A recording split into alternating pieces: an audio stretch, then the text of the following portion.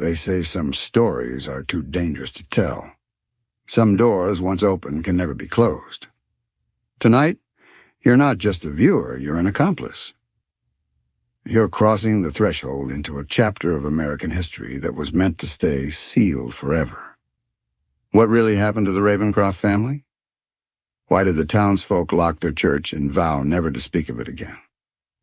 And what darkness still lingers behind those boarded windows? This isn't folklore. This isn't a ghost story you'll find in any textbook. This is the truth that history tried to erase. If you're ready to see what others won't, hit subscribe and join us. Because once you know the secret, you can never unhear it. Welcome to the story that no one was supposed to survive. No one in Black Hollow ever forgot the night the Ravencroft family arrived. It was the spring of 1872, but the air was cold, and the sky hung low, heavy with the threat of rain. The townsfolk, gathered in the lamplight of the general store, watched as a black carriage creaked up the muddy main road, its wheels splattered with the red clay of distant places. The horses, tall and dark, snorted clouds of steam into the chill, and the driver, gaunt, silent, dressed in a long black coat, never once looked at the faces that peered from behind curtains and half-closed doors. The carriage stopped before the old church at the edge of town, a building that had stood empty for years, its steeple leaning, its windows blind with dust. The church had been built by the first settlers, but no congregation had lasted long. Some said the land was cursed, that the woods pressed too close, that the river's fog brought strange dreams. Others simply called it bad luck. But the Ravencrofts did not seem to mind. They stepped from the carriage, one by one, a procession in black. First came the patriarch, Reverend Silas Ravencroft, tall and thin, his hair silver at the temples, his eyes sharp and cold as river stones. Beside him, his wife, Mother Ravencroft, as she would soon be known, moved with a quiet authority, her face hidden beneath a black lace veil. Behind them came the children, 3 boys and 2 girls, all pale, all silent, their eyes downcast. The youngest, a girl of perhaps 6, clutched a battered doll to her chest. The family stood in the muddy road, unmoving as the townsfolk watched. Then, with a nod from Silas, the driver began to unload trunks, heavy, iron-bound, marked with strange symbols. The family made their way up the church steps, the doors groaning open at their touch. The last to enter was Mother Ravencroft, who paused on the threshold and turned to look back at the town. For a moment her veil lifted in the wind, and those who saw her face would later swear it was as pale as bone, her eyes dark and bottomless. The doors closed behind them with a sound like thunder. In the days that followed, Black Hollow buzzed with rumor. The Ravencrofts kept to themselves, venturing into town only for supplies. When they did, they moved together, always in black, always silent. The children never played with the local boys and girls. They did not attend the schoolhouse, nor did they speak to anyone but their parents. The townsfolk whispered that the family spoke in a strange tongue at home, that their prayers were not the prayers of decent folk. The church, once a place of Sunday hymns and weddings, became a fortress. The windows were scrubbed clean, but heavy curtains were drawn across them. At night, candlelight flickered behind the glass, and the sound of singing, low, mournful, and unfamiliar, drifted across the fields. Some said the songs were beautiful, others that they were terrifying. No one dared draw close enough to listen. The children were seen less and less. The eldest boy, Nathaniel, sometimes helped his father into the churchyard, clearing weeds and repairing the fence. The others appeared only in glimpses, a pale face at a window, a shadow slipping through the graveyard at dusk. The youngest, the girl with the doll, was never seen at all. Mother Ravencroft became a figure of fascination and fear. She moved through town with a regal bearing, her veil always in place, her voice soft but commanding. She bought flour and salt, candles and oil, but never lingered. When spoken to, she answered politely, but her words seemed to float above the heads of those who heard them, as if she were speaking from a great distance. Reverend Silas, for his part, was rarely seen. When he did appear, it was to post notices on the church door, announcements of private services, invitations to seekers of the pure. Few dared attend. Those who did return changed, quieter, more withdrawn, their eyes haunted. One evening, as the sun set behind the tangled woods, a group of boys dared each other to creep up to the church. They crept through the graveyard, their hearts pounding, their breath white in the cold air. They pressed their faces to the glass and saw by the light of 100 candles the Ravencrofts gathered in a circle, their hands joined, their heads bowed. The children stood at the center, eyes closed, lips moving in silent prayer. The boys fled, swearing never to return. That night, one of them woke screaming, his dreams filled with the sound of chanting and the sight of eyes, dozens of eyes watching from the darkness. As spring turned to summer, the Ravencroft's presence settled over Black Hollow like a shroud. The crops failed. The river flooded. A sickness swept through the town, taking the old and the very young. Some blamed the weather, others the Ravencrofts. The family, for their part, seemed untouched. Their garden flourished, their children grew tall and strong, and the church bell rang every night at midnight. It was then that the first rumors began, that the Ravencrofts were not like other families, that their faith was not the faith of the town, that their rituals were older, darker, and more powerful than anyone dared imagine. And always at the heart of every whisper was the question no one dared ask aloud.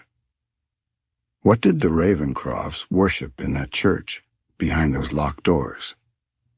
In the years to come, the answer would haunt Black Hollow and America itself forever. The Ravencroft family called themselves the Pure Ones. It was a name that, at first, meant little to the people of Black Hollow. But as the months passed, it became a phrase whispered with unease, a label that set the family apart from the rest of the world. Inside the church, the Ravencrofts lived by their own rules. The nave was transformed into a home. Pews pushed aside to make room for long tables, beds and shelves lined with thick, leather-bound books. The altar remained, draped in white linen, always adorned with fresh lilies and a single, flickering candle. The air was heavy with incense and the faint, metallic tang of old blood. Mother Ravencroft presided over the household with a quiet, unyielding authority. She rose before dawn, her footsteps soft on the stone floor, and led the family in prayer as the first light crept through the cracks in the curtains. Her voice was low and melodic, the words unfamiliar to any who might have overheard. The children knelt in a circle, their heads bowed, their hands folded tightly in their laps. After prayers, the day unfolded in strict routine. The children were schooled at home, their lessons a blend of scripture, ancient languages, and the study of nature. Nathaniel, the eldest, read aloud from the family's sacred texts, books written in a script that twisted and curled like vines. The younger children copied passages by candlelight, their eyes straining in the dimness. They were forbidden from speaking to outsiders. Mother Ravencroft warned them that the world beyond Black Hollow was corrupted, that only within the church's walls could they remain pure. The children obeyed, their lives shrinking to the boundaries of the churchyard and the garden behind it. The garden was their sanctuary. Here the children tended rows of herbs and vegetables, their hands stained with earth. They spoke in whispers, inventing games that mimicked the rituals they saw at night. Sometimes they sang the strange hymns their parents taught them, their voices rising and falling in haunting harmony. But even in the garden the children were watched. Mother Ravencroft's eyes missed nothing. She moved among them like a shadow, her veil fluttering in the breeze, her presence both comforting and oppressive. Reverend Silas spent his days in study and preparation. He wrote sermons by candlelight, his pen scratching across parchment late into the night. He fasted for days at a time, emerging from his study gaunt and hollow-eyed. When he spoke, his words were measured and precise, his gaze piercing. On Sundays, the family gathered in the sanctuary for worship. The doors were locked, the curtains drawn, the children dressed in white robes, their hair brushed and braided. Mother Ravencroft led the hymns, her voice soaring above the others, while Silas delivered sermons that spoke of purity, sacrifice, and the coming of a new age. The sermons grew more intense as the weeks passed. Silas spoke of a world tainted by sin, of a chosen few who would be spared when the reckoning came. He warned of the impure who lurked beyond the church's walls and of the need to remain vigilant. The children listened in silence, their faces pale and solemn. They repeated the family's creed at the end of each service. We are the pure ones. We are set apart. We are the light in the darkness. We are the chosen, and we shall not be moved. The townsfolk grew uneasy. They watched the Ravencrofts from a distance, noting the way the children never smiled, the way the family moved together like a single, silent organism. Some said the Ravencrofts were harmless, eccentric perhaps, but no threat. Others whispered of darker things. At the general store, Mrs. Hargrove, the baker's wife, recounted how she had seen the children in the graveyard at dawn, their hands joined, their eyes closed in prayer. Old Mr. Tully claimed he heard chanting from the church at midnight, voices rising and falling in a language he could not place. The schoolmaster, Mr. Finch, worried over the children's absence from class, but his letters to the family went unanswered. The sheriff, a practical man named Amos Reed, paid a visit to the church. He found Mother Ravencroft tending the garden, her veil in place, her hands stained with earth. "Just checking in, ma'am," he said, tipping his hat. "Some folks are concerned about your children. They haven't been seen in town." Mother Ravencroft smiled, her lips barely visible beneath the lace. "We keep to ourselves, Sheriff. The world is not kind to those who are different." Reed nodded, uneasy. "If you need anything, you know where to find me." She inclined her head. "Thank you, Sheriff, but we have all we need." He left, the feeling of her gaze lingering long after he had gone. As summer deepened, the Ravencrofts' isolation grew. The children's laughter faded, replaced by the sound of hymns and the tolling of the church bell. The family's rituals became more elaborate, candles burning late into the night, the scent of incense drifting through the open windows, the sound of weeping and singing mingling in the darkness. One night, a young boy named Samuel, emboldened by his friends, crept up to the churchyard. He pressed his ear to the wall and heard voices, dozens of voices, chanting in unison. He peered through a crack in the shutters and saw the family gathered around the altar, their faces lit by candlelight, their eyes closed in ecstasy. At the center of the circle knelt the youngest child, her hands raised, her lips moving in silent prayer. Mother Ravencroft stood behind her, her hands resting on the child's shoulders, her veil glowing in the candlelight. Samuel fled, his heart pounding, the sound of chanting echoing in his ears. He told no one what he had seen, but he never went near the church again. The Ravencrofts called themselves the Pure Ones, but in Black Hollow, the name became a warning, a reminder that some families keep secrets too dark to share, and that some rituals are best left undisturbed. And as the summer waned, the first of the Ravencroft children vanished. The first to vanish was Ruth, the youngest. It happened on a night when the moon was new and the sky was so dark that the church seemed to float in a sea of black. The townsfolk only noticed her absence days later when the Ravencroft children no longer appeared in the garden as a group, and the smallest pair of shoes was missing from the row by the church door. Mother Ravencroft offered no explanation when Mrs. Hargrove, emboldened by concern, asked after Ruth at the market. The matriarch's answer was soft and final. She has been chosen. She is with the pure ones now. The words sent a chill through the room, and no one dared ask more. But the questions would not die. The children of Black Hollow whispered about Ruth's disappearance, their games turning darker, their eyes drawn to the churchyard at dusk. Some claimed to have seen a pale figure in white wandering the edge of the woods, her hair loose, her feet bare. Others said they heard singing from the church at midnight, one voice missing from the chorus. A week later, it was Samuel, the youngest boy, who vanished. He had been seen that morning, helping his father carry wood to the church. By evening, he was gone. The Ravencrofts' explanation was the same. He has been chosen. The phrase became a refrain, repeated with each new absence, until it echoed in the minds of the townsfolk like a curse. The sheriff, Amos Reed, tried to investigate. He visited the church, his boots crunching on the gravel path, his hand resting on the butt of his revolver. Mother Ravencroft met him at the door, her veil as impenetrable as ever. "I need to see the children," he said, his voice firm. She inclined her head. "Of course, Sheriff, but not all at once. Some are at prayer, some are resting. You may speak to Nathaniel." Nathaniel, the eldest, stood in the nave, his hands folded, his eyes downcast. He answered the sheriff's questions with quiet politeness, but his words were empty, rehearsed. When Reed asked about his missing siblings, Nathaniel only said, "They have been chosen. They are with the pure ones." The sheriff left, frustrated and uneasy.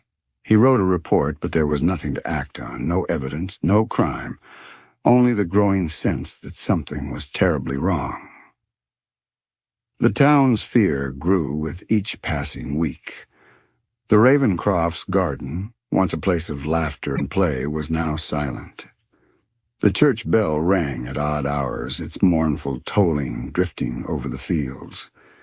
The remaining children, Nathaniel, Abigail, and Thomas, were seen less and less, their faces pale, their eyes hollow. Rumors spread like wildfire. Some said the Ravencrofts were sending their children away to a secret school in the city. Others whispered of darker things, of rituals in the woods, of sacrifices made to appease an ancient god. The old women at the general store recalled stories from their own childhoods, tales of families who vanished, of churches that stood empty for generations, of curses that clung to the land like mist. One night a group of boys dared each other to follow the Ravencrofts. They crept through the woods, their hearts pounding, their breath white in the cold air. They saw the family moving in a procession, white-robed and silent, their faces hidden by hoods. At the center of the group was Mother Ravencroft, her veil glowing in the moonlight. The children knelt in a circle, their heads bowed, their hands joined. The boys watched as the family chanted in a language they did not know, their voices rising and falling in eerie harmony. Then, as the ritual ended, the group dispersed, slipping back into the church like shadows.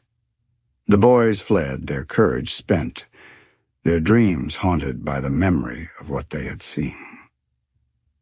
The disappearances continued. Abigail was the next to go, her absence explained with the same chilling phrase, "She has been chosen." The townsfolk began to avoid the church altogether, crossing the street rather than pass its gates. The schoolmaster stopped asking after the children. The sheriff stopped visiting. But the fear remained. It seeped into every corner of Black Hollow, turning neighbors into strangers, friends into suspects. The town's children were kept indoors after dark, their parents warning them to stay away from the woods, from the church, from the Ravencrofts. And always at the heart of the fear was the question no one dared ask aloud. What did it mean to be chosen by the pure ones? One autumn evening, as the leaves turned gold and the air grew sharp, a stranger arrived in Black Hollow. Miss Eliza Ward, the new schoolteacher, stepped off the stagecoach with a suitcase in one hand and a letter of introduction in the other. She was young, determined, and unafraid of rumors. She heard the stories, of course. She saw the way the townsfolk glanced at the church, the way they lowered their voices when the Ravencrofts passed. But Eliza was not one to believe in ghosts or curses. She believed in reason, in education, in the power of truth. And so when she heard the singing from the church late one night, she did not turn away. She lit a lantern, wrapped herself in her shawl, and set out to discover what secrets the Ravencrofts were hiding. She would not be the last to regret her curiosity. Eliza Ward had always considered herself a woman of reason. She had come to Black Hollow to teach, to bring light and learning to a place that seemed, in so many ways, untouched by the modern world. But as autumn deepened and the nights grew long, she found herself drawn to the shadows that clung to the edges of the town, shadows that seemed to gather thickest around the old church and the family that called it home. The rumors about the Ravencrofts had become a constant murmur in the schoolhouse. Children whispered of vanished playmates and strange songs in the night. Parents, when pressed, would only shake their heads and mutter about the pure ones and the dangers of curiosity. Eliza, who prided herself on her skepticism, found herself unable to dismiss the unease that had settled over Black Hollow like a second skin. It was on a night of restless wind and brittle stars that Eliza made her decision. She waited until the town was asleep, then wrapped herself in her thickest shawl and slipped out into the darkness, a lantern swinging at her side. The path to the church was overgrown, the grass wet with dew, and every step seemed to echo in the silence. As she drew near, she heard it. The low, rhythmic hum of voices rising and falling in a cadence that was both beautiful and deeply unsettling. The church windows glowed with candlelight, but the curtains were drawn tight. Eliza circled the building, her heart pounding, until she found a narrow crack in the boards near the back door. She pressed her eye to the gap and saw a scene that would haunt her for the rest of her life. Inside, the nave had been transformed. The pews were gone, replaced by a circle of white-robed figures, their faces hidden by hoods. At the center of the circle knelt a child, Nathaniel, the eldest, his head bowed, his hands clasped in prayer. Mother Ravencroft stood behind him, her veil shimmering in the candlelight, her hands raised in benediction. Reverend Silas stood at the altar, his voice rising above the chant.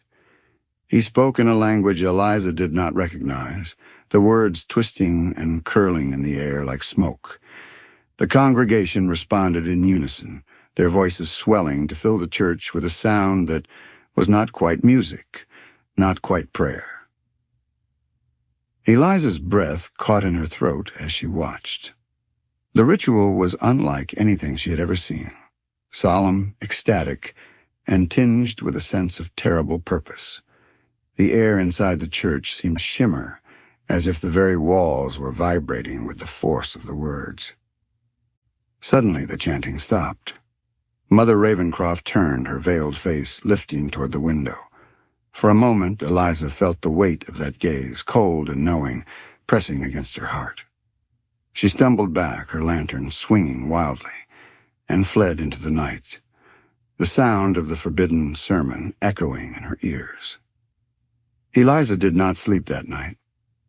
She sat by her window, staring at the church, her mind racing. She tried to tell herself that what she had seen was nothing more than an eccentric family's private worship. But the memory of the chanting, the white robes, and the child at the center of the circle would not let her rest. The next morning she found a note slipped beneath her door. The paper was thick and creamy, the handwriting elegant and precise. Miss Ward, curiosity is a dangerous thing in Black Hollow. For your own sake, let the pure ones be. A friend. Eliza's hands shook as she read the note. She looked out the window and saw Mother Ravencroft standing in the garden, her veil fluttering in the breeze, her face turned toward the schoolhouse. The days that followed were marked by a new tension. The townsfolk seemed to sense that something had changed. The children were quieter, their eyes darting to the church whenever the bell tolled. The parents watched Eliza with a mixture of pity and fear. Eliza tried to focus on her teaching, but her thoughts kept returning to the church, to the ritual, to the child at the center of the circle. She began to notice things she had missed before, the way the Ravencroft children never walked alone, the bruises that sometimes marked their wrists, the way Nathaniel flinched at sudden noises. One evening, as she walked home from the schoolhouse, she saw Reverend Silas standing at the edge of the woods. He watched her with an expression that was both kind and cold, his eyes glittering in the fading light. "Good evening, Miss Ward," he said, his voice smooth as silk. "Good evening, Reverend," she replied, forcing herself to meet his gaze. He smiled, but there was no warmth in it. "I trust you are settling in well." "I am," she said, her voice steady. "The children are eager to learn." He nodded. "Children are a blessing, but they must be guided, protected. Sometimes that means shielding them from the world and from themselves." Eliza felt a chill run down her spine. "Of course." He tipped his hat and turned away, disappearing into the shadows. That night, Eliza dreamed of the church. She saw the white-robed figures, the chanting, the child at the altar. She saw Mother Ravencroft's face, pale and endless, her eyes black as the void. She woke with a scream, her heart racing, the taste of fear sharp on her tongue. She knew with a certainty that left her cold that the Ravencrofts were hiding something terrible, and she knew, too, that she could not turn away. Not now, not when the children of Black Hollow might be in danger. But as she stared out at the church, its windows dark and silent, she wondered if she had already gone too far. For in Black Hollow, curiosity was not just dangerous. It was deadly. The first frost of winter crept over Black Hollow, turning the fields to silver and the river to glass. The days grew short, the nights long and bitter. Smoke curled from the chimneys, and the townsfolk huddled close to their hearths, whispering of the darkness that seemed to gather at the edge of every lamp's glow. It was in this season of cold and fear that the town's patience finally broke. The disappearances had become too many to ignore. Ruth, Samuel, Abigail, gone, with only the Ravencroft's cryptic refrain as explanation. The children who remained were pale and silent, their eyes hollow, their laughter stilled. The church bell tolled at midnight, and the sound sent shivers through the bones of every man, woman, and child in Black Hollow. Eliza Ward felt the change in the air. She saw it in the way the townsfolk looked at her, as if she were marked by her curiosity, tainted by her proximity to the Ravencrofts. She heard it in the way the children spoke in hushed voices, their games now filled with ghosts and curses. She felt it in her own heart, a growing sense of dread that no amount of reason could dispel.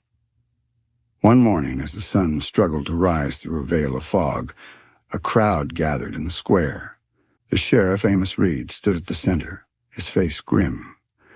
Beside him stood Eliza, her hands clenched in her shawl, her eyes fixed on the church at the edge of town. "We can't ignore this any longer," Reed said, his voice carrying over the murmurs of the crowd. Too many children have vanished. Too many questions have gone unanswered. A murmur of agreement rippled through the crowd. Mrs. Hargrove, her face pinched with worry, stepped forward. We want to know what's happening in that church. We want to see our children. Others joined her, their voices rising in anger and fear. Open the doors! Show us the children! No more secrets! The sheriff raised his hands for silence. I'll speak to the Ravencrofts. I'll get answers. That afternoon, Reed and Eliza made their way to the church. The path was slick with frost, the air sharp with the scent of wood smoke and fear. The church loomed before them, its windows dark, its doors shut tight. Mother Ravencroft met them at the threshold, her veil as impenetrable as ever. She listened to their demands with a calm that bordered on contempt. We wish to see the children, Reed said, his voice firm. We wish to know what has become of those who are missing. Mother Ravencroft's voice was soft, but it carried an edge of steel. The pure ones are safe. They are where they are meant to be. That's not good enough, Eliza said, her voice trembling with anger.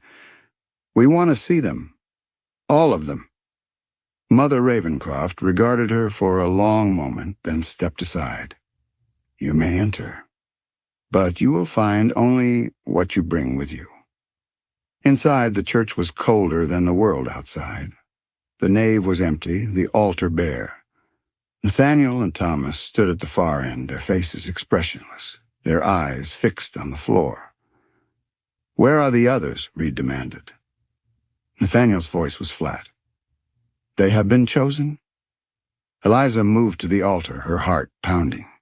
She searched the shadows, but there was no sign of Ruth, Samuel, or Abigail. Only the echo of the Ravencroft's refrain bouncing off the stone walls. Reed turned to Mother Ravencroft. If you're hiding something, we'll find out. The town won't stand for this. Mother Ravencroft smiled, a thin, cold smile. The town may do as it wishes, but the pure ones answer to a higher calling. The sheriff left, his frustration mounting. Eliza lingered, her eyes searching the church for any sign of the missing children. As she turned to go, she noticed a door behind the altar, small, almost hidden, its wood scarred and ancient. That night she returned with Reed. They crept through the graveyard, their lanterns casting long shadows on the frost. The church was silent, the windows dark. They slipped inside, their footsteps muffled by the thick carpet of dust. At the altar, Eliza found the hidden door. She pressed her ear to the wood and heard nothing. No voices, no movement, only the deep, oppressive silence of a place that had seen too much. Reed forced the door open. A narrow staircase spiraled down into darkness, the air thick with the scent of earth and old secrets. They descended, their lanterns flickering, their hearts pounding. At the bottom, they found a cellar, stone walls, a dirt floor, and the remnants of rituals long past. Candles burned low in iron sconces. Symbols were carved into the walls, their meaning lost to time. In one corner, a pile of children's clothing lay folded, each piece marked with a name. Eliza knelt, her hands shaking, and picked up a small dress. Ruth's name was stitched into the collar. Reed searched the cellar, but there was no sign of the children.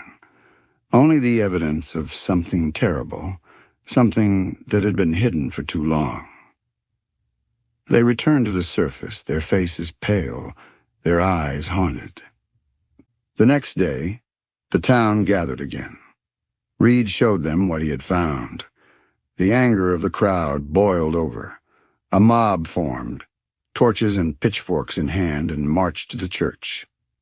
But the Ravencrofts were ready. The doors were barred, the windows shuttered. From within came the sound of chanting, louder and more desperate than ever before. The mob pounded on the doors, demanding entry.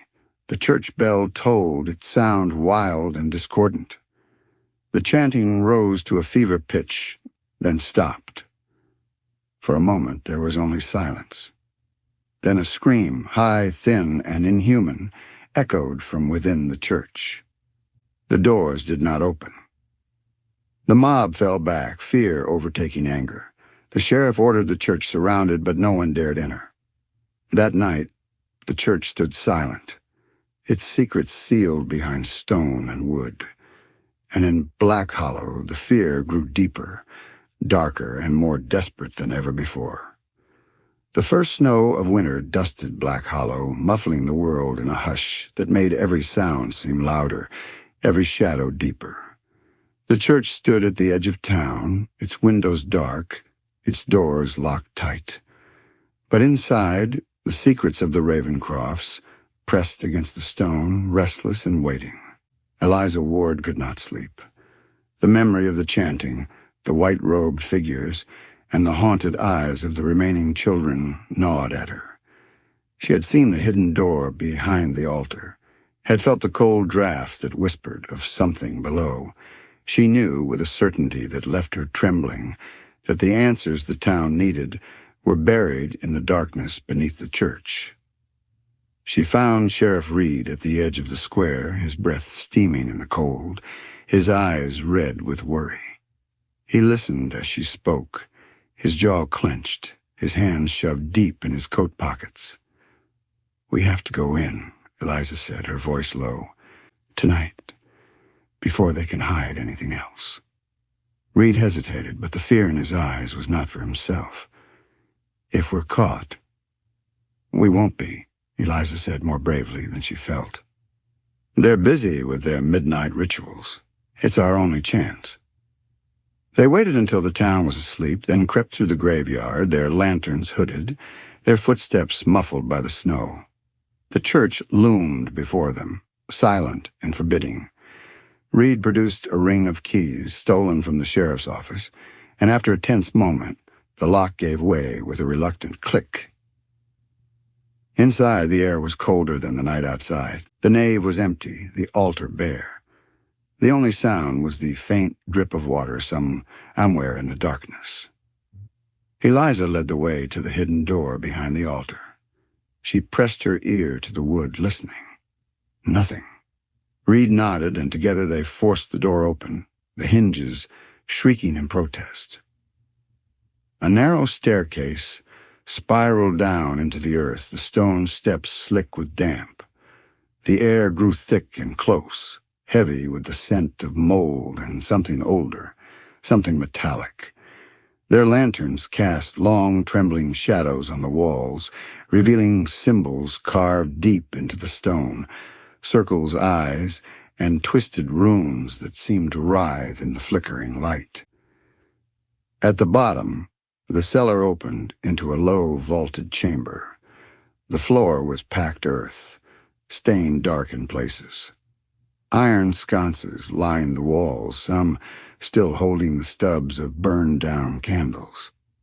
In the center of the room stood a stone altar, its surface pitted and scarred, its edges crusted with old, dried blood. Eliza's breath caught in her throat. She moved closer, her lantern trembling in her hand.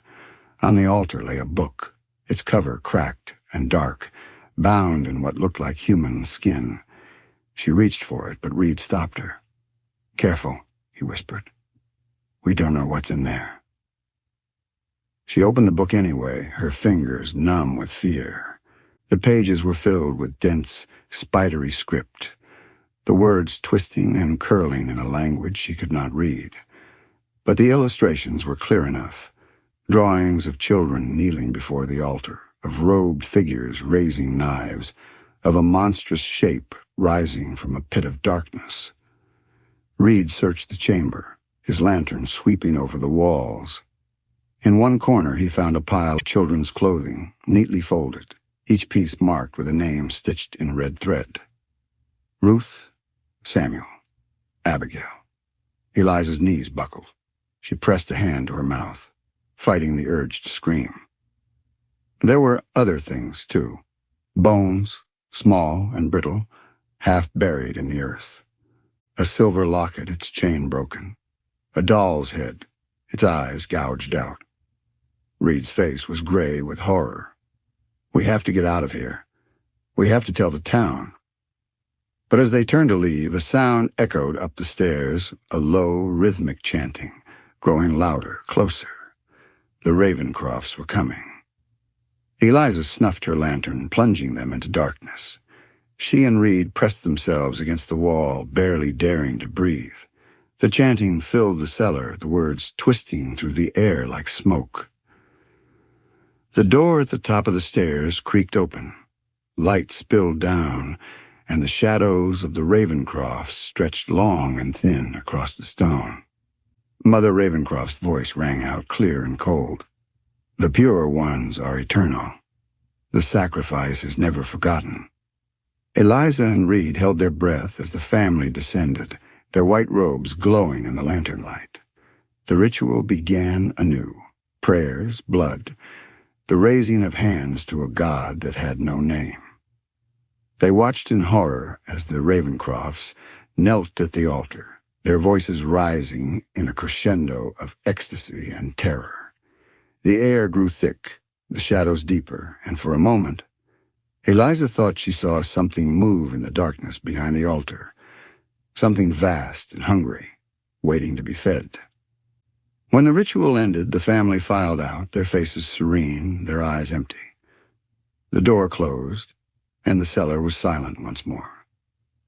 Eliza and Reed waited until the last echo faded, and then fled up the stairs, their hearts pounding, their minds reeling with what they had seen. They burst into the night, gasping for air, the snow swirling around them. Reed locked the church behind them, his hands shaking. "We have to tell the town," he said, his voice hoarse. "We have to stop them." Eliza nodded, her face pale and determined. "We will, but we have to be careful. They know we're watching now." As they hurried back through the graveyard, the church loomed behind them, its secrets still hidden, its darkness undiminished. But now, at last, the truth had begun to surface. And in Black Hollow, nothing would ever be the same. The news of what Eliza and Sheriff Reed had found in the church cellar spread through Black Hollow like wildfire. By dawn, the town was alive with fear and fury.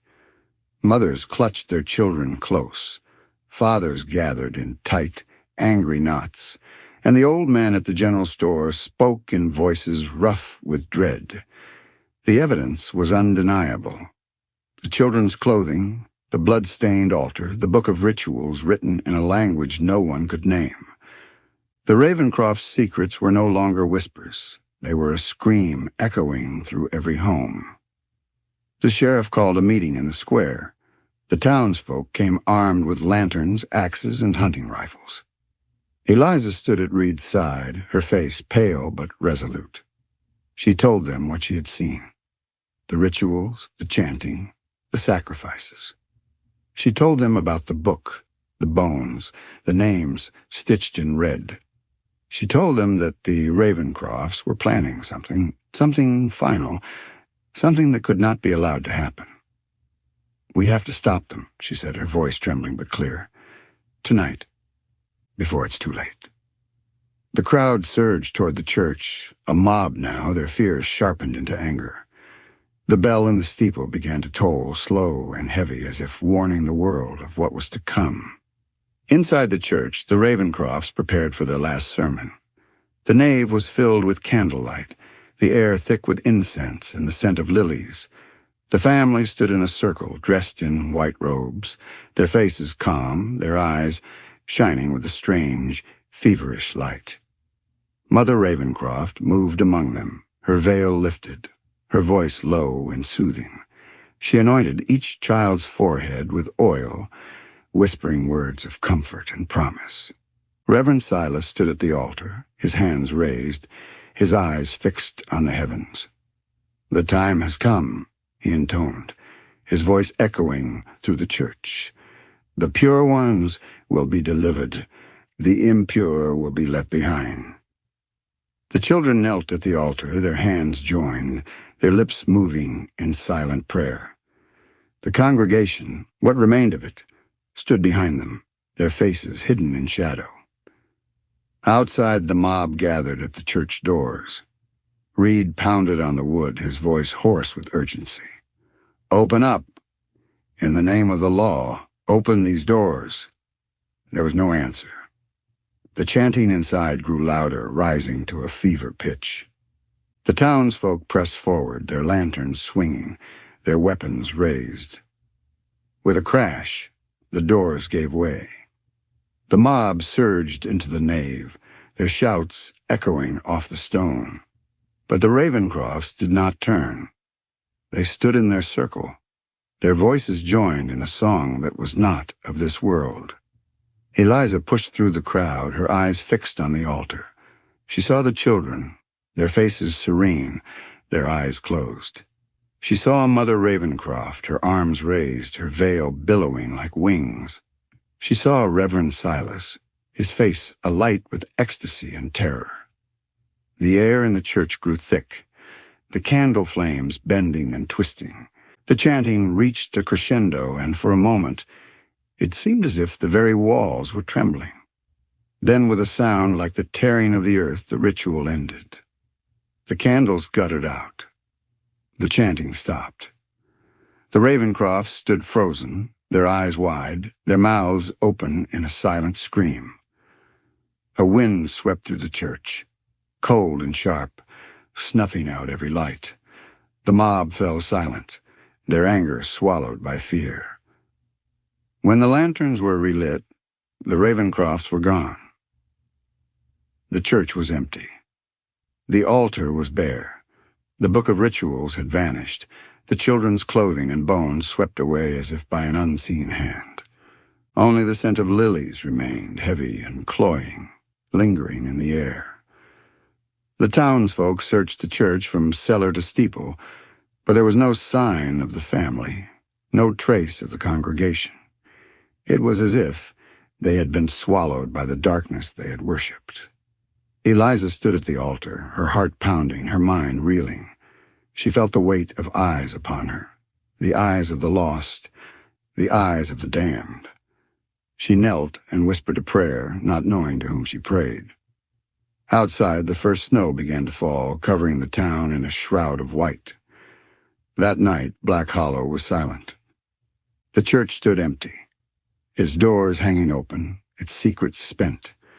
The townsfolk returned to their homes, their anger replaced by a fear that would never truly leave them. Eliza sat by her window, staring at the church, her thoughts a tangle of grief and relief. She wondered where the Ravencrofts had gone, what they had become, and whether the darkness they had unleashed would ever truly be gone. In the years to come, the story of the last sermon would become legend, a warning, a curse, a memory that haunted the town long after the snow had melted and the candles had burned to ash. But for now, the church was silent. And in the silence, the darkness waited. The morning after the last sermon, Black Hollow awoke to a world transformed. The snow lay thick and undisturbed, muffling the town in a hush that felt both sacred and ominous. The church doors hung open, creaking in the wind, and the nave was empty. No sign of the Ravencrofts, no trace of the congregation, not even a single candle left burning. The townsfolk gathered in the square, their faces pale and drawn. The anger that had driven them to the church the night before had drained away, leaving only exhaustion and a gnawing, unspoken fear. No one spoke of what they had seen. The circle of white-robed figures, the chanting, the sudden, impossible vanishing. Instead, they looked to Sheriff Reed and Eliza Ward, searching for answers that neither could give. Reed called for the church to be sealed. "No one goes in," he said, his voice hoarse. "Not now. Not ever." The men of the town hammered boards across the doors and windows, driving the nails deep, as if to keep something inside. The sheriff posted a notice on the door, written in a trembling hand. By order of the law, this church is closed. Entry forbidden. Let the past rest. Eliza watched as the last board was nailed in place. She felt a strange mix of relief and sorrow, as if she were burying a loved one and a monster at the same hour. The church, once the heart of Black Hollow, was now a tomb, a place of secrets, of grief, of horror. In the days that follow, the town tried to return to normal. The children were kept close, and the schoolhouse filled with nervous laughter and the sound of lessons repeated by rote. The shops reopened, the fields were tended, and the river at last began to thaw. But nothing was the same. The parents of the missing children mourned in silence. Some left offerings at the church doors, flowers, toys, scraps of ribbon. Others cursed the Ravencroft's name, blaming them for every misfortune that followed. The old women at the general store whispered that the family had been witches, that the church was cursed, that the snow would never truly melt from its roof. Eliza tried to comfort those she could, but she was haunted by what she had seen. She dreamed of the cellar, of the altar, of the book bound in skin. She dreamed of the children's names, stitched in red, and of the chanting that seemed to echo in her ears even in the bright light of day. Sheriff Reed was a changed man. He patrolled the church every night, lantern in hand, his eyes scanning the shadows for any sign of the Ravencroft's return. He wrote letters to the authorities in the city, begging for help, for understanding, for someone to believe what had happened. Most went unanswered. The few replies he received were polite but dismissive. No evidence of crime, they said. No bodies, no proof. But the people of Black Hollow knew the truth. They had seen the darkness with their own eyes. Weeks passed. The snow melted from the fields, but the church remained shrouded in white, as if winter itself refused to let go. The boards on the doors weathered and warped, but no one dared remove them. Children were warned to stay away, and even the bravest boys would not approach after dark. One evening, Eliza found a letter slip beneath her door. The handwriting was elegant, the paper thick and creamy. Miss Ward, you did what you could. The pure ones are free now. But the darkness is never truly gone. Remember us? A friend. Eliza read the letter by candlelight, her hands trembling. She wondered who had written it. Mother Ravencroft, perhaps, or one of the children, lost but not gone. She wondered what it meant to be free, and whether the darkness that had haunted the church would ever truly leave Black Hollow. The years passed. The church remained sealed, its secrets undisturbed. The town rebuilt, but the memory of the Ravencrofts lingered.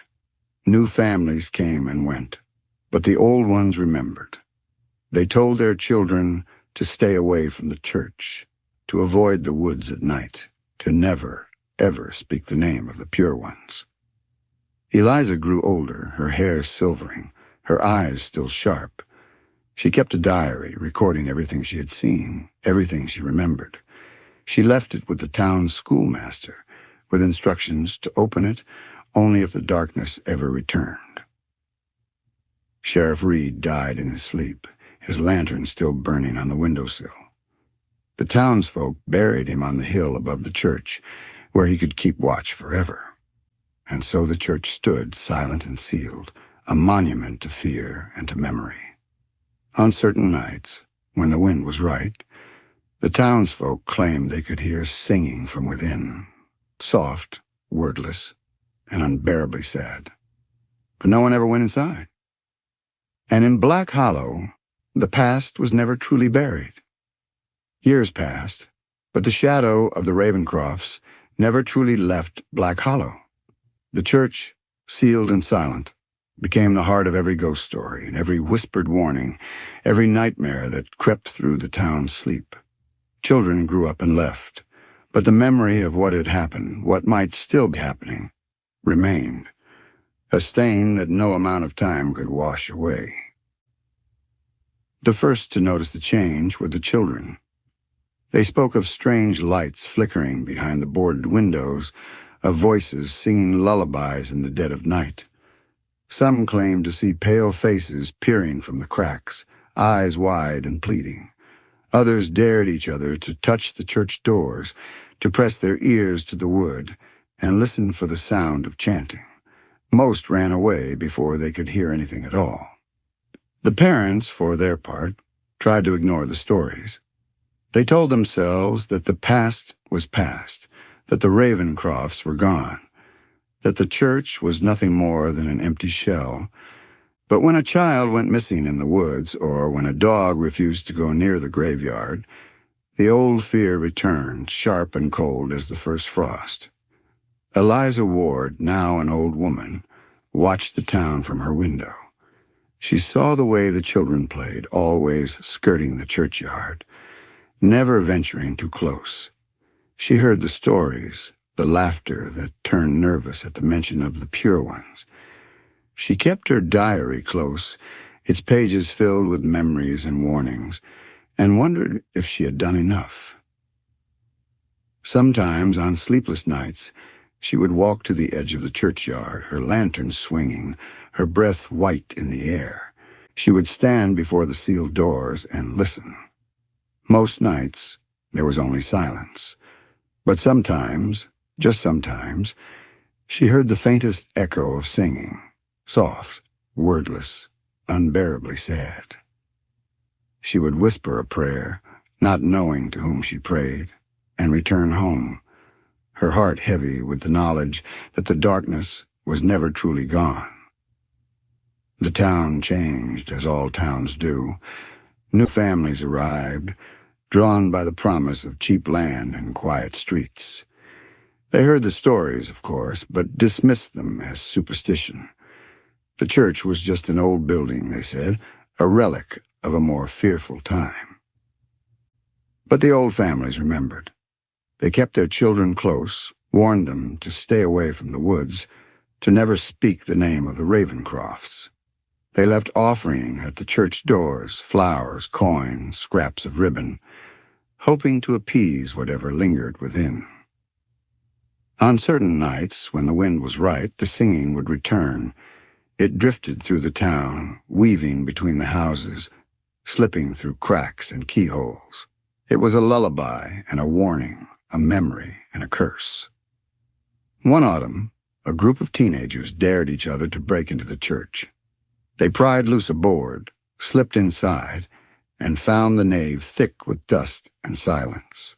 The air was cold, heavy with the scent of lilies and old wax. Their flashlights flickered as they explored, their laughter growing quieter with every step.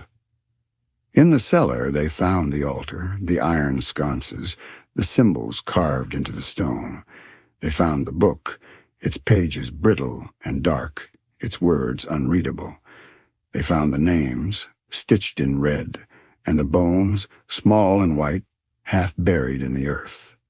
They fled, their courage spent, their dreams haunted by what they had seen.